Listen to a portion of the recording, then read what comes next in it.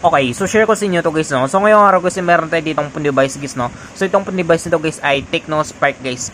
So ito guys yung likod niya guys, no. Yan. So hindi ko lang sure guys kung anong exact model guys ng phone device nito guys, no. So ipinadala sa atin ito guys para ipa-check sa atin guys yung motherboard guys ng phone device na ito guys, no. Yan.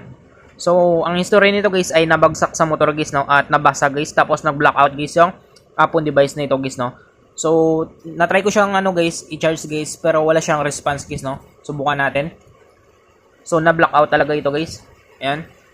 So, matindi guys yung tama niya guys, no. So, parang dalawa guys yung tama niya dito, tsaka dito. So, pagkabagsak siguro guys ay nagganito at nagganito guys, no. Kasi dalawa dito guys yung basag niya. Ayan. So, ang gagawin natin dito guys ay try natin guys i-check guys yung motherboard guys ng phone device na ito guys, no. So, try natin guys pandarin. So, wala siyang response guys, no? So, hindi rin siya nag-charge guys. So, wala siyang light indicator. Yan. So, kung ang gagawin natin guys, bubuksan natin guys yung unit na ito guys, no? Para malaman natin guys kung good pa guys yung motherboard guys ng phone device nito guys, no? Yan. So, para mabuksan natin ito guys, ang una natin gagawin dito ay tanggalin natin guys yung SIM tray nito guys, no? So, tanggalin natin guys yung SIM tray nito. Yan.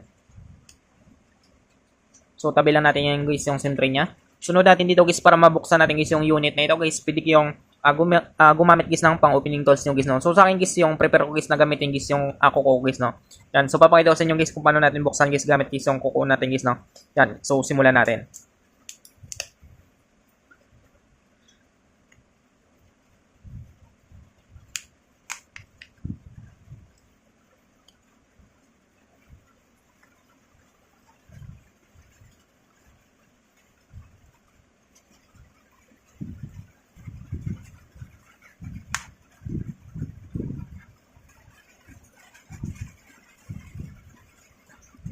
So, ayan siya guys, no. So, dandan natin. Yan. So, ito guys yung loob guys ng Tecno Spark guys, no. Yan. So, wala na siyang guys. So, possible guys na nabuksan na ito guys, no. Wala na siya ditong silyado guys. Yan. So, dapat meron din siya ditong silyado guys, no, kapag hindi pa siya nabuksan guys. So, dito ay nabuksan na rin dito guys sa board niya or dito guys sa charging board niya. So, makita nyo guys yung silyado niya. Meron dito na punit na. At wala na siyang rubber dito guys sa charging pin niya guys, no. Yan. So, ang gagawin natin dito guys ay bubuksan rin natin guys yung unit nito para ma-check natin guys yung motherboard niya.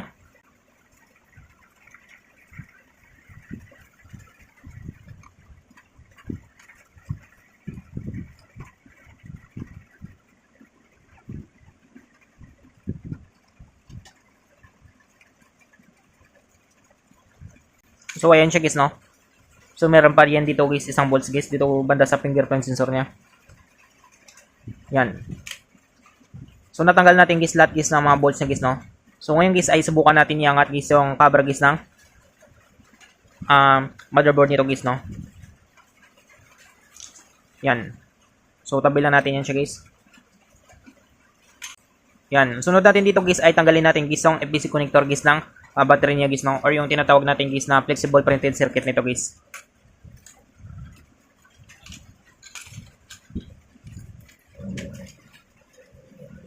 So, ang gagawin natin guys, tanggalin natin guys yung FPC connector guys ng battery niya. So, natanggal natin. Sunod natin dito guys ay titest natin guys yung motherboard guys ng phone device na ito guys, no. So, dito natin malaman guys kung merong shorted guys yung motherboard guys ng phone device nito guys, no. Yan. So, dito guys, gagamit tayo dito guys ng digital multimeter natin guys, no. Yan. So, pandarin natin guys yung digital multimeter natin. So, una natin gagawin dito guys ay check natin guys yung resistance guys ng motherboard nito guys, no. So, set tayo dito. Yan. Yan yung symbol nito guys, no. So, resistant tayo guys. OL tayo guys. So, titest natin guys yung resistance niya. So, positive sa positive tayo. Negative sa negative guys, no. So, titest natin. Yan. So, antayin lang natin. So, kung makita nyo guys, no. Kung makita nyo guys yung niya guys, yung reading niya. So, ulitin natin. Ulitin natin guys. Yan. So, antayin lang natin. Yung reading niya. Yan. So, kung makita nyo guys yung reading niya guys, no. Kapag yung reading guys pataas ng pataas, ibig sabihin guys ay may shorted guys yung motherboard niya guys or merong leak guys yung motherboard niya guys, no. Yan. So, kapag ganito guys yung reading guys, ibig sabihin guys ay normal guys yung motherboard guys ng phone device nito guys, no. So para ma-sure natin, check natin guys sa try natin guys sa beep niya. So kapag magbi-beep ito guys, katulad nito guys. Yan. So ibig sabihin guys ay meron siyang shorted guys sa motherboard niya guys, no? Or meron siyang putol guys sa BBAT line niya guys, no? Dito guys sa positive line niya guys. Yan. So basta kapag magganito, ibig sabihin guys ay meron siyang putol na linya sa BBAT line niya guys, no? Or dito guys sa motherboard niya guys. Yan. Subukan natin guys, no? So dapat guys hindi to tutunog guys, no? Dapat hindi ganito guys. Yan. So kapag magganito, ibig sabihin guys ay meron siyang tama guys sa motherboard niya guys, no? So subukan natin. Yan. So kung makita niyo guys ay hindi siya nag-beep guys, no? Yan. So positive sa positive. So try natin, baliktarin natin. Positive sa negative, negative sa positive. Yan. So nagano siya guys, nag-beep siya pero once lang guys, no? So ibig sabihin guys ay good board guys yung device na ito guys, no? Sunod natin guys, try natin guys i-test dito guys sa diode mode tayo guys, no? Try natin guys. So kapag ganito guys yung reading niya, yan. So ibig sabihin guys ay grounded guys, no? Kapag ganito guys yung reading niya guys. So kapag lumabas guys yung reading niya na 1000 counts katulad nito, ibig sabihin guys ay good board guys yung device nito guys, no? Kasi kapag magganito guys, ibig sabihin guys ay meron siyang grounded guys sa motherboard niya guys, no? Yan. So meron yan siyang 1000 counts guys. Yan. So kapag ganito guys yung reading guys, ibig sabihin guys ay good board guys yung device nito guys, no? So dito, try natin guys i-test guys yung battery nito guys, no? Kung bakit hindi siya pa-power guys, no? Or wala siyang light indicator guys. Kahit basa guys yung LCD nito, dapat magkaroon siya guys ng response guys, no? Subukan natin. So magsaset tayo dito guys sa digital multimeter natin. So saset tayo guys ay DC, direct current voltage guys. So sabi dito guys yung positive guys ay nasa taas guys, no? At yung negative guys ay sa baba guys. Yan. So pwede rin natin guys lagay dito guys yung negative guys sa plate guys, no? So subukan natin guys, test natin ito guys yung battery na ito. Subukan natin guys kapag dapat meron siyang reading ito guys, no? 3 point something guys. Or 3,000 counts guys, no? So dapat meron tayong ma-reading guys. Yan. So kung makita niyo guys, no? Buhay guys yung battery niya guys. So 3.3 guys. So possible nito guys ay pwedeng na-drain nito guys yung battery niya guys, no? So subukan natin guys, battery shock natin guys kapag mag-respond siya guys, no? So gagamit tayo dito guys ng activation natin guys, no? Ito guys yung activation board natin. Pangbuhay natin guys ng battery niya. Yan.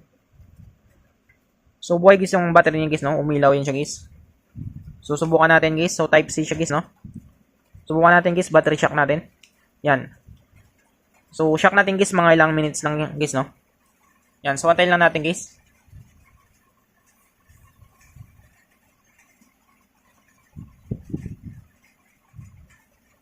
So ayan siya guys, no? So kanya yan siya guys. Subukan natin. So subukan natin guys, no? Kapag magkaroon siya guys ng response guys. So based sa reading dito guys sa digital multimeter natin guys ay wala naman siyang shorted guys, no? Good board naman guys yung motherboard na ito guys. Yan. Subukan natin guys. Salpakan natin ulit guys ng charger kung magkaroon siya guys ng response guys. So ano pala ito guys, no? Micro siya guys.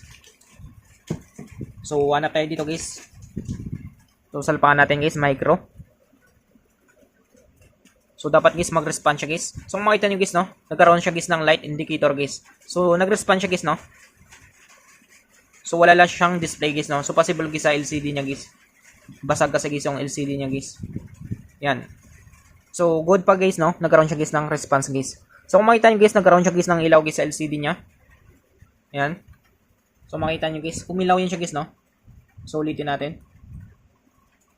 So nagkaroon siya guys ng ilaw guys sa LCD niya guys. So nabuhay natin guys yung device nito guys, no? Yan. So kung makita nyo guys, nagkaroon siya guys ng ilaw sa LCD niya. Yan. So hindi lang siya makita guys, no? So itim na itim siya guys, no? Pero nag-display guys yung LCD niya guys. Makita nyo guys. Yan. So good board pag guys yung device nito guys, no? Or yung motherboard nito guys. Yan. So ganun lang guys mag-test guys ng device natin guys, no? Kung paano natin malaman guys kung buhay pa guys or good board pa guys yung device natin guys. Yan. So I hope guys na makatulong sa inyo itong video tutorial natin. Sa mga bago pa lang sa ating channel guys, no? Huwag natin kalimutan guys i-click guys yung subscribe at yung notification bell button para ma-update ko kayo guys sa susunod natin guys na video tutorial. Thank you guys and God bless sa lahat.